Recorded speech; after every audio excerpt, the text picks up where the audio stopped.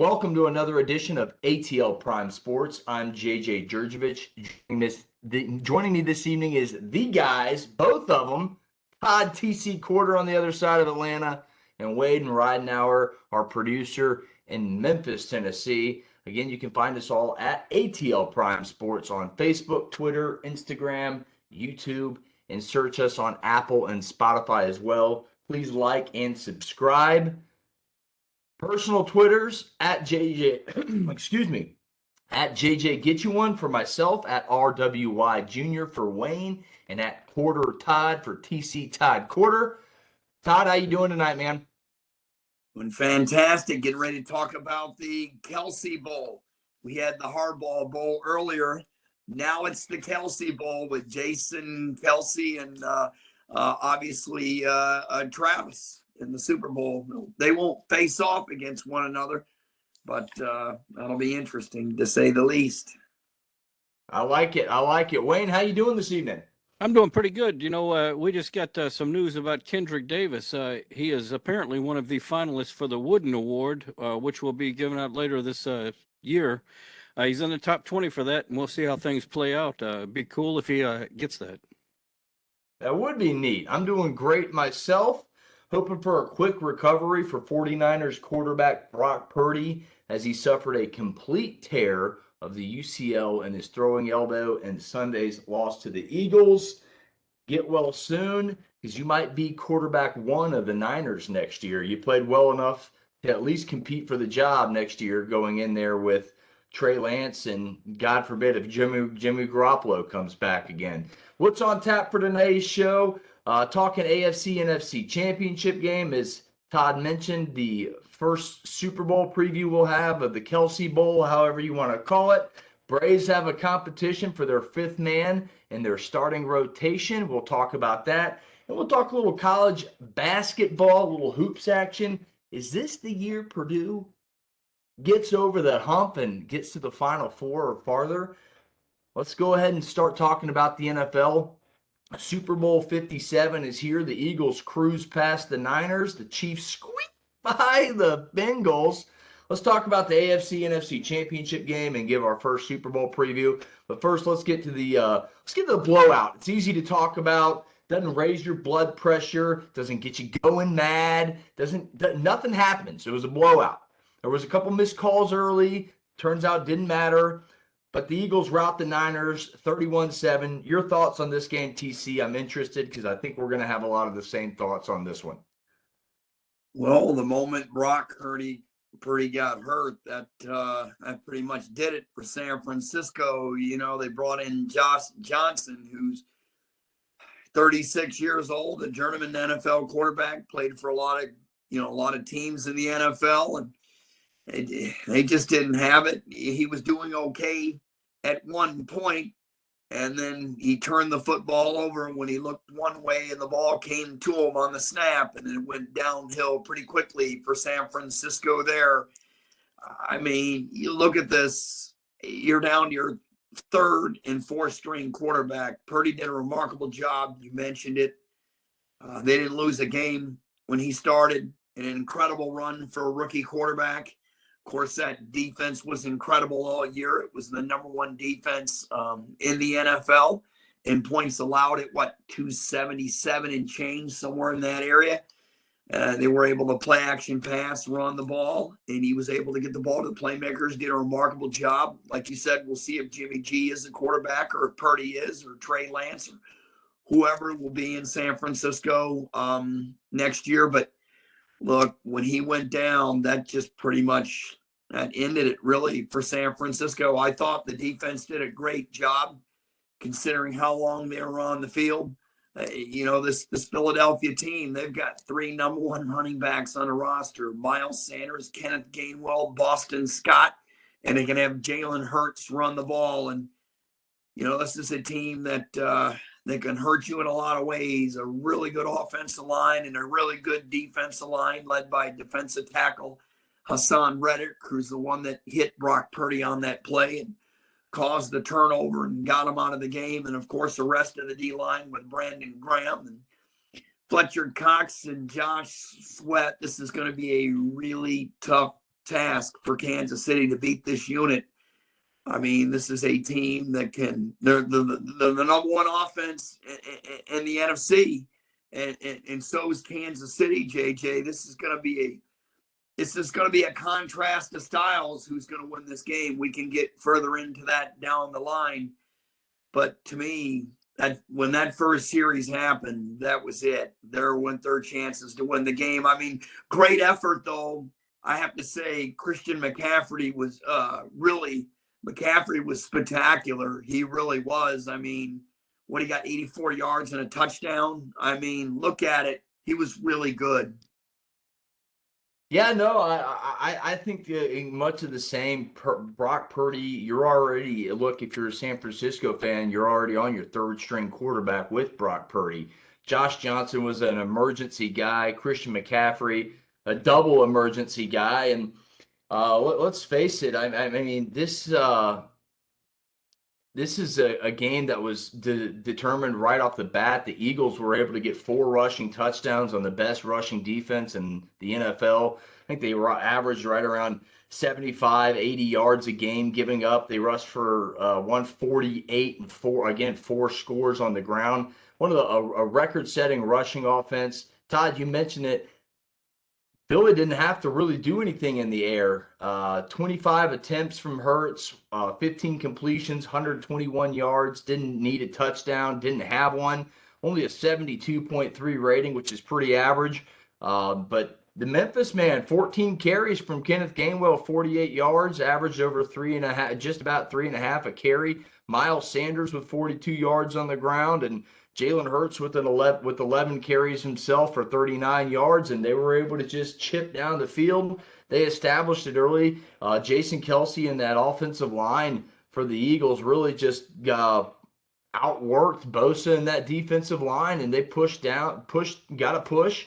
They were able to get 3-4 yards a carry, which they hadn't given up all season, and the Brock Purdy injury was just an icing on top of the cake. And that was pretty much it. That's why I said let's talk about this one first. The only real controversy was the Devontae Smith, was it a catch or not? And we'll get more into that later. But again, I credit Devontae Smith, honestly, for running up to the line of scrimmage and rallying the guys to get up there, not giving the 49ers a chance to challenge it, and not even giving the officiating crew time to look at it with a good camera angle. So credit Devontae Smith there for saying, hey, huddle up, however he did it, and got him up there. But, yeah, that was pretty much it. Wayne, your thoughts on the NFC Championship game, then we'll get to the AFC Championship game, and if anybody has any final thoughts, we can go back. Well, once this quarterback started getting hurt, I think it turned into a sort of a pickup game for the Super Bowl for the Eagles. They pretty much just had their way and, got to, I guess, test some schemes maybe for the big game coming up. But, Josh Johnson having to go out there the way he did, it kind of reminded me of when I was in Little League Baseball and they pulled me from center field up to second base. And I had never played anything on the infield before, and I was freaking out. Josh, until he turned that ball over, did okay. I mean, he did lead him to a drive for a touchdown. The fumble is what on the snap is what really started turning the tide for Philadelphia. And, the Eagles defense was really good. I mean, when they know, especially when Johnson got hurt and then Purdy had to come back in, he couldn't throw the ball no more than 3 yards. They even had McCaffrey in the Wildcat pretty briefly. I mean, you really don't want to risk him getting hurt in a blowout. So they just handed the ball off and did the best they can. They got 164 total yards and 11 first downs and 3 turnovers and a partridge in a pear tree. I mean, they just didn't have a chance. And I thought their defense did a tremendous job, again, for being on the field as long as they were. They hung in there. It really wasn't technically over until the fourth quarter. About the beginning of the fourth quarter, you could see that was it. But, Josh Johnson, been around a long time, played several teams, had some good moments as a quarterback during the league, but they didn't have it. Moving on to the AFC title game, Bengals had their chances, but fell short 23-20. How did KC win this game? I'll start this one off. Look, Kansas City got after Joe Burrow, and they did not stop. The makeshift offensive line that held up long enough for a 10-game winning streak for Cincinnati didn't last this game. Giving up 5 sacks, lost over 30 yards on those 5 sacks, and Burrow was under pressure all night, caused the interception that he threw early in the game.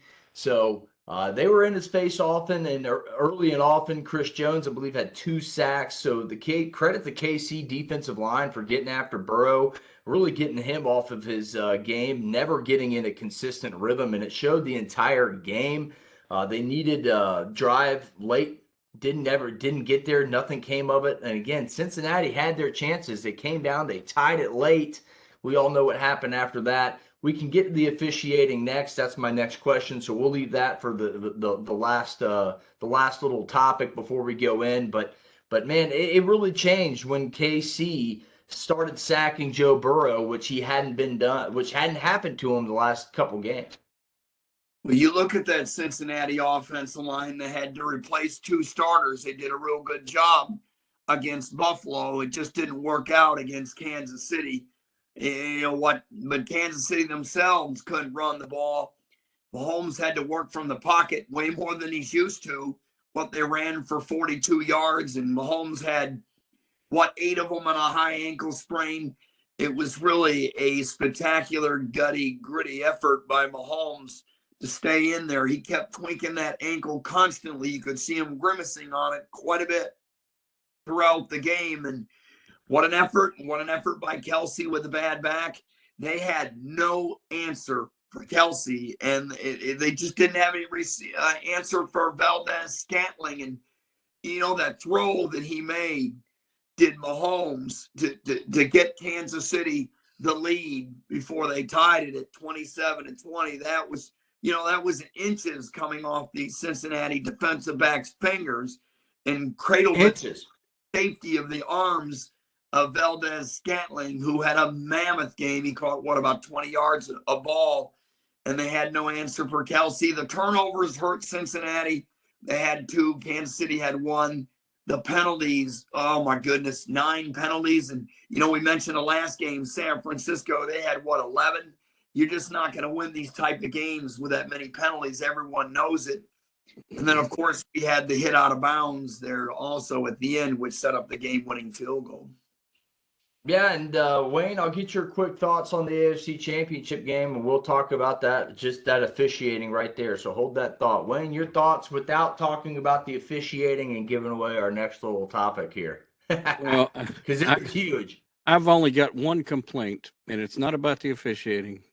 It's about my Xfinity voice remote. It does not work right because I was yelling into that remote constantly about how the game was going, and apparently they couldn't hear a dang thing I was saying. It was really angering that they could not hear it. So the voice remote does not work. Well, it doesn't work right all the way to Kansas City. You can hear yourself, but that's about it, or others around you. I didn't know that, if they make a remote like that, I'm all done. Just send me off. 77. I don't need that. No, this is not how it's supposed to go, Xfinity. It's the talk of the town. It's the officiating. Let's play a fill in the blank here, guys. Fill in the blank. The officiating in the NFC and the AFC championship game was, Wayne, I'll go with you first. Well, just like all of my grade school teachers used to write on my paper, poor. That's all they would put. And it was a mystery to me sometimes. What do you mean poor? What does that mean? Well, now I know what it means. That officiating was poor. I like it. TC, fill in the blank. You mean poor as in below average? Yeah, poor. Well, I'm not going to explain. This teacher's never explained to me, so I'm just saying poor. Well, A, B, C, D, F. Which one is it? I'm going to go with a D minus maybe. I'm not going that far. Look, there was definitely some. Look, you can get holding on most every play. So, look, there were so many calls, non-calls for the Chiefs by the refs. They had 0 running game, no offensive line path protection. I mean, they were Cincinnati itself. They were twice as responsible for the loss than the refs were for Cincinnati. They couldn't run the ball very well, just a little bit better than Kansas City. They never protected Burrow. They had their chances. They couldn't stop Kelsey. Plus that huge special teams return. I know there's a controversial. Oh, that's where it was for me. Yeah, I'm not so sure if there was a block in the back. It looked like he stopped short. Now, I did see a hold and a grab. I did see that. But, that did set up for the game-winning field goal. And then, of course, when Mahomes was running and trying to get as far as he could, and he got pushed out of bounds late. Unfortunately, that was a penalty, and they had to call it. And I hate it because the officials hate it. They don't want to decide the game. But unfortunately, it was the right call. And I feel sorry for the Bengals, and it happened to be the little difference at the end. But Cincinnati, to me, was more responsible for losing this game than the officials. Yeah, I agree with that statement. But I will say the officiating was horrendous. It didn't affect the NFC game. But I'll start there. Devontae Smith dropped his amazing catch. But again, I will say this again. Credit him for getting the whole entire Eagles offense up to the line to run the play. They didn't give the Niners time to challenge it, or the Niners replay staff to look at it, or the NFL's replay staff to look at it. So credit Devontae Smith there, but that was number one. We all saw that one, and I have to touch on both games, so I said that one. But blatant missed calls late in the AFC Championship game that changed things. But again, it didn't cost Cincinnati. They had their opportunities. TC mentioned it. They didn't run the ball very well. But a hold by Chiefs left tackle Orlando Brown Jr., number 57, on number 91 defensive end Trey Hendrickson for Cincinnati. When Mahomes was scrambling, which led to the late hit, would have been, and I believe it would have been offsetting penalties because it was not a dead ball foul. So it would have been offsetting penalties. You would have redone the down there. Everybody wants to say the timeout on the third down where Cincinnati stopped them. I saw a replay come in and blow the play dead. It's very similar to the Georgia-Ohio State situation where the crowd noise was involved. Nobody heard the whistle. But if the play is blown dead by a referee, it is dead. That overrules everything. We have learned that rule now. But blatant missed calls there. And you mentioned it, Todd. I do think there was a block in the back on that punt return by Sky Moore that opened up the last drive. I do. I think there was a lot of missed calls. But again, that didn't cost them the game because there was still the personal foul penalty out of bounds. That was unnecessary. And Cincinnati didn't run the ball game. But the officiating was still horrendous, and you can't take that away. And, us three aren't going to say the officials lost a game for somebody, but, fans outside of this are going to talk for a long time in Cincinnati and say, the refs. But no, they had their chances. They absolutely had their chances. Joe Burrow threw a pick. They did not play well in the red zone at times early in the game. And that cost them late in the game. So, yes, the bad calls were there, and it was Darius Harris who I believe made the block in the back for I think it was the Chiefs on the Let Bengals. me talk about that just for a second, because if you show the slow-mo, he stopped before he got any physical contact with him. But I don't think it was a block in the back. Now, the hold was definitely there. But let me tell you, I won't say it was a horrendous officiated call. Most of the calls they got right. I would probably give it a B-. I wouldn't go that low. I just wouldn't. These officials, the speed of the game, guys, is tremendous. It's fast. It's tremendous. They may take another official and put an extra one out there in the future. The higher the – look, college officiating is better than high school. The NFL officiating is better than college. They put the best officials out there for the games. They're graded during the regular season. This is a point that needs to be made. You're not working with the same crew that you worked with all during the regular season each week. You're working a different crew. This is a crew of all-stars that made these calls, and they were all graded very high during the regular season. So that's something to keep in Yeah, mind. they're not bad referees, but I definitely think they had an off night. But we see it differently, and that's okay. But we all three agree that either game wasn't affected by the outcome of the referees. We can all agree on that. Let's move on to the Super Bowl. Just a first preview. I'm sure we'll probably do one Hey, more wait a minute. next What week. the hell was that hand up there in front of him for? That's because I got something to say about the officiating. Oh, go Oh, ahead. let's do it. I mean, there's a Yeah. big hand in front of you. You Yeah. look like a big bird. Well, maybe I am Big Bird. You just don't know it yet. Anyway, look, you talked about the officiating, high school, college being better than high school, NFL being better than college. No doubt. But me officiating from my lazy boy is much better than all of them. I guarantee it. That's the best comment of the night. And Hey, honestly, we can just wrap the show up with that. You know what? We need to say something before we go on from this. Let's go back to the injury, if I may, and to Josh Johnson, and also to Purdy. The NFL ought to allow, if I may say, to have the rosters expand where they're able to have an extra quarterback or an extra two quarterbacks on the roster for these games. That way a team is not stuck in this situation. Maybe they can even do it for the regular season, because they certainly have that financial ability to do it, and it can keep the game from not being competitive. Well said. They did away with the emergency quarterback rule in 2020, right during the pandemic. I think they might bring that emergency quarterback rule back out. Look, hockey, the NHL has an emergency goalie rule where you can pull off basically anybody from the shelf if it's affiliated with your team and bring them in for an emergency goalie. We saw it in a pretty epic fashion in a playoff game, if I'm not mistaken, not too long ago. So I'm agreeing there. Let's move on to our quick little Super Bowl preview, because we will get one next week. Eagles, Chiefs. Philly opens up as a 2-point favorite. Let's talk about it real quick. It's the first offense, number one ranked in the NFL, to make the Super Bowl since the Falcons did it in 2016. And that would be the Chiefs that averaged over 29 during the regular season. So you have a couple high-flying offenses and two pretty good defenses playing with each other. So something's got to give here. The Kelsey Bowl, as you mentioned, some Kelsey is going home with the championship, which will be pretty cool. And if I'm not mistaken, that'll be their second apiece. So some Kelsey brothers going home with number two to in 2 weeks.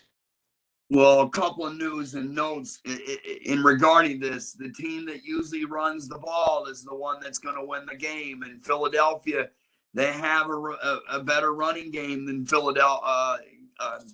Kansas City. There's no question about it. I mean, they do. Kansas City had 1,900 and something yards during the regular season. Philadelphia rushed for over 2,500.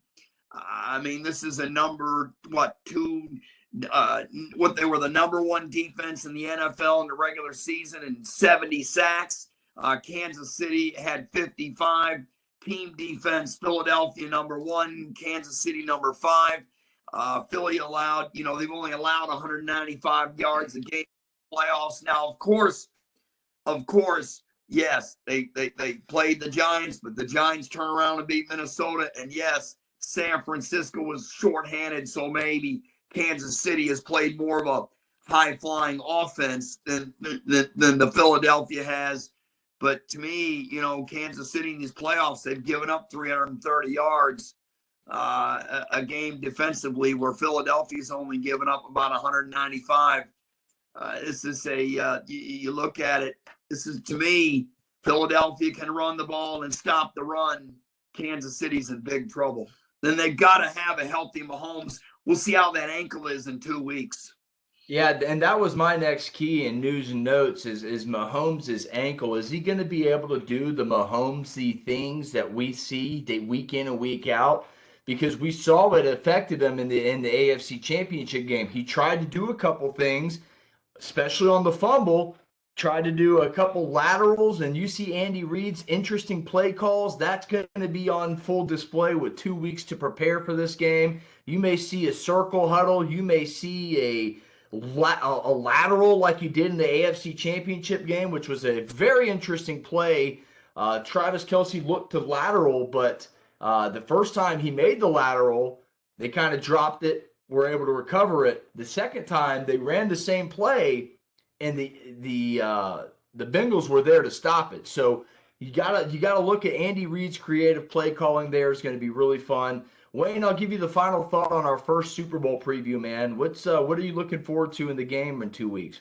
Well, Philadelphia has two former Memphis players, Gainwell and Jake Elliott. And just to remind everybody, Jake Elliott did score 7 of those points in that NFC game. And so, I look for him to be just as solid as any other player on that team. So I'm going to have to go for, pull for Philadelphia just for that reason. And as far as what Kansas City can get together, they are really looking at an uphill battle with the injuries, as well as, having to face Philadelphia. Well, you mentioned the injuries, and to me, the whole story is, how is that ankle going to be? Because he tweaked it several times. You've seen him grimacing constantly during the game. Yeah, he's got 2 weeks. Right, but that's not very long. That's not long at all. Maybe he'll be better for the Super Bowl than he was this time. It's going to be a lot of ice. It's going to be a lot of elevation. It's going to be a lot of treatment. And it's going to be a cortisone shot before the game. And we'll see how he can go. The warm weather will help him out instead of the cold weather being out in Arizona than it was in Kansas City. That's something that's something we'll have to see. So we'll see. Yeah, it'll be fun. We'll get more on the Super Bowl next week on next week's show. Right before the game, we'll get you all the spreads, and our pick six will be Super Bowl based next week. We aren't doing one this week, so stay tuned for that. Speaking of pick six, I'll give everybody the updated standings. Wayne went 4-2 last week, as well as myself. TC went 3-3. The standings are at 53, 55, and 5. Wayne and I are tied up. 50, 58, and 5 for TC at 3 games behind. So TC needs a miracle. The last week is next week, and then we'll start next season, pick six. So let's go ahead and move on from pro football to pro baseball. Atlanta Braves are gearing up for a 6th straight division title as spring training nears, but one question looms large, and rather large for that matter, for the Braves this season. Who will be their 5th starter? TC, I'll throw it to you real quick, man. Well, it's going to be down to Bryce Elder, Ian Anderson, and Mike Soroka. And if anyone's followed the Braves with Mike Soroka, this is a guy that hasn't really pitched since 2020. We all know what he did in 2018. He started out pretty good, a limited amount of starts. 2019, he was just spectacular. 13-4. ERA mid-2s, and then in his 3rd start in 2020, he tore his Achilles and he tore it again. I mean, this poor guy, if he can come out and he's healthy, there's just no question from an arm standpoint. It's tremendous. I mean, Atlanta's got their first 4: Freed, Morton, Strider, and Wright, and now you have depth in this rotation. It'll be interesting to see what the Braves do. You've got Bryce Elder, who had 9 starts last year, did okay. ERA in the 3s, didn't pitch in the playoffs. Another wild card here real quick, Ian Anderson. He had a magical season in the postseason in 2020, did well in 2021 in the postseason, and then last year fell off and went to the minors in August and struggled. So just think of this. Atlanta could have potentially 8 starters. What in the world do you do with them? And Soroka and Ian are young. If here's a proposal, if they get going and you've got 6 solid starters, do they trade Charlie Morton, a veteran who's got a bigger salary, to try to free up to sign Max Fried? Because that time's coming. So, if you're going to trade anybody, it's going to be Morton. Everybody else is young and cheap at the moment till Freed comes along and his contract, and it's coming. Yeah, the battle in spring training will be a good one. There are three favorites to win the job. Todd just mentioned them. Right-handed pitcher Ian Anderson, right-handed pitcher Elder, and right-handed pitcher Soroka. Won't repeat them except for they're all righties. Wish one of them was a lefty to kind of round out that rotation, but that's a fan's wild dream right there. Look, I think a dark horse candidate in all this is Oscar Inoue. Excuse me. He had a bad year last year, went down, did some rehabbing. But what was it? 2 years ago now, he broke his hand in the dugout after pitching brilliantly. Came out of a bad performance, hit the bench or some bricks or something, broke his hand. He hasn't been the same since. If he can get his confidence back and get the ball over the plate, get the slider working like he did when he was at the top of his game, that could be a dark horse candidate. That's the only other thing I'll throw out there. But who's going to win the job? If Soroka shows any resemblance of 2019 or 20 when he was throwing the ball prior to the injury, yeah, he'll get the job, no doubt about it.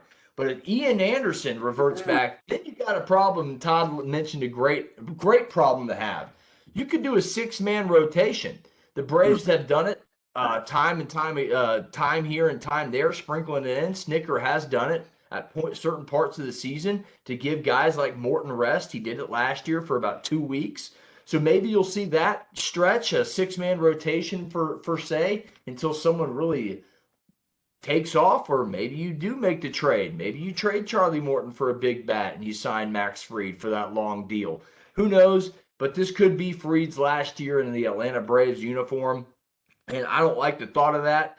But we all know Alex Anthopoulos doesn't really sign, or Liberty Media doesn't really sign players that are for long-term deals that are going to require a big contract, and that's exactly what Fried would do, is require a long-term deal with a big contract.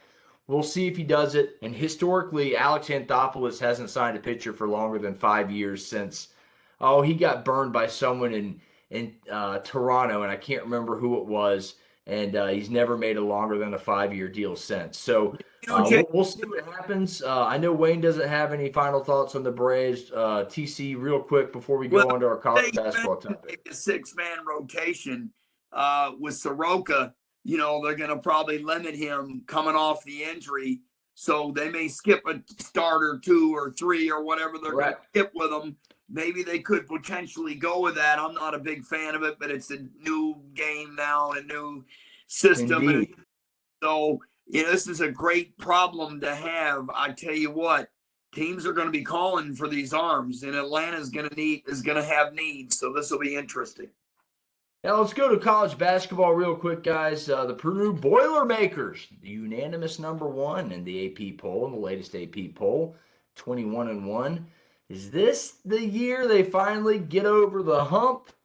This might be just their year, guys. It just might be. I mean, look, since their 1-point loss to Rutgers earlier in the month, they have 8 straight wins, with wins over Michigan and Michigan State in that stretch. They have beaten the likes of Duke, Gonzaga in the season. So got some pretty stout wins already built up in those 21.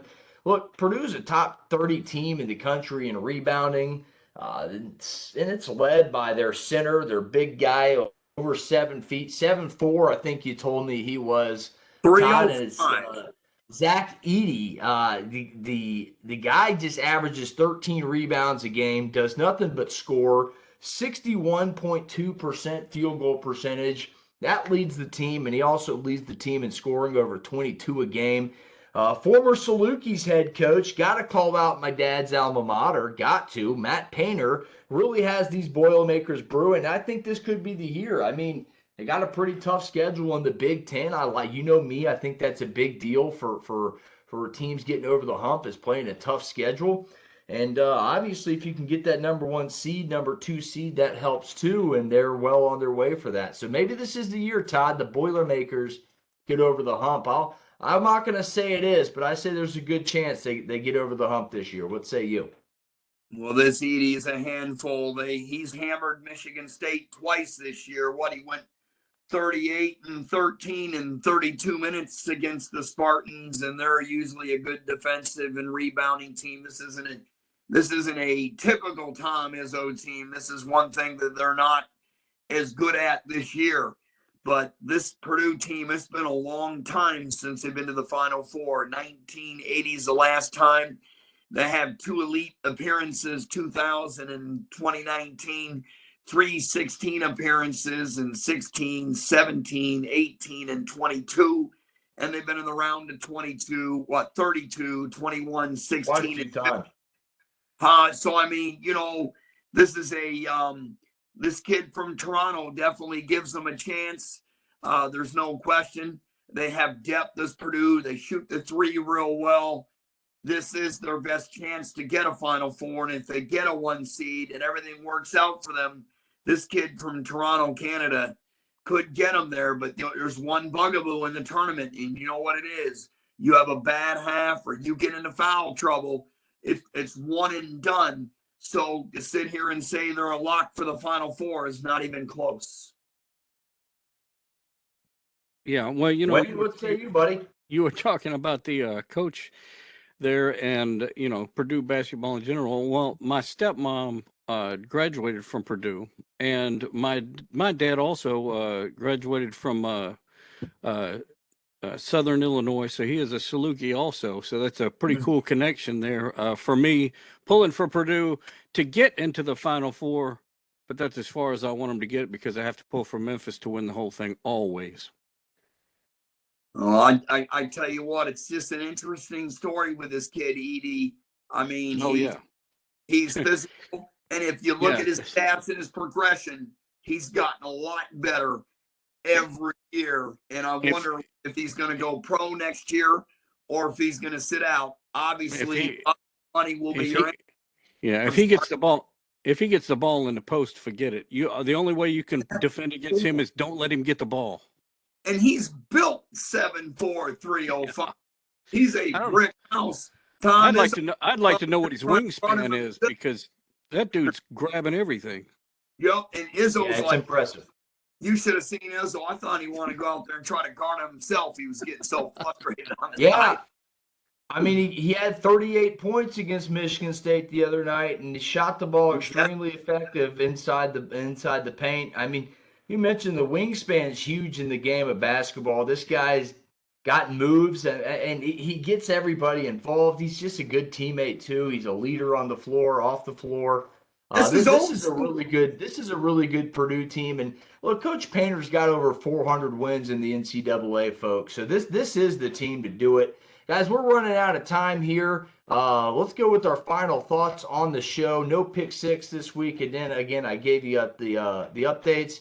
I'll finish. I'll start off the final thoughts here. We are around the 50 game mark of the NBA season, and the Atlanta Hawks are 25-25. Currently sitting at 8th in the Eastern Conference. That's my final thought. Wayne, we'll go with your final thought before Todd's. That was all right. Well, my final thought is Memphis has a game against Tulane on the 4th, and we're looking for some redemption for our loss that we incurred when we were down in New Orleans. And it's Larry Finch bobblehead night, and so I will be adding another one to my collection back there of former Memphis coaches. You ought to bring your collection out one time here and just set it right down in front of you for the show. That'd be kind of nice to see. I'll try to work something out. Two very quickly. One, watching Purdue play with Zach Edey getting the ball in there is old school. It's nice not to see players and teams constantly jacking up threes. My second statement is Clayton State has their home game, the women do, and the men on Wednesday at the Lock, 5:30. The women first, 7:30 for the men. It is Women in Sports Night. Come support your Lakers. Clayton State in the middle of the pack, tied for third actually in the conference in the Peach Belt with 2 other teams. And there's 2 teams that are in front of them tied for second. They're going to play Georgia Southwestern, who is leading the conference. They're 9-1, 17-2 overall, a top 10 team. And for the men, they're running out of opportunities in the Peach Belt. They're winless in the conference, and they're struggling, no question. but they have another shot with 9 games remaining. They're playing a team that's tied for that 8th and final tourney berth that you can get in the PBC. And if they can win, they'll tie them in the loss column and they'll have a game in hand. So there's a lot of games to play. And Vince Alexander, the head coach, is still really positive with the kids. He's done a tremendous job. And then Kalina Coleman has done a tremendous job with the Clayton State women. Come on out to the lock on Wednesday. I'll have the call with you. David Jones will have the 5:30 game for the women's. And the 1984 NCAA champion Tyrone Lockhart from Georgetown will be my partner for the men's game at 7:30. Well, we always look forward to the calls. Go Lakers. Thanks for listening, folks. Again, if you like the content, please please subscribe. Apple, Spotify, Apple, I already said that. YouTube, Instagram, Facebook, Twitter, at ATL Prime Sports. For TC, for Wayne in Memphis, I'm JJ. Thanks for listening, folks. One more question. How y'all like my John Fetterman look today? Fetterman look, eh? Yeah. Could also be. I had to do it. Jens in Philadelphia and Jens, they're in the Super Bowl, and we got the Fetterman outfit today. So that's my final statement. Have a great week. I like it. Enjoy it, folks. We'll see you next week. Take care. Get you one.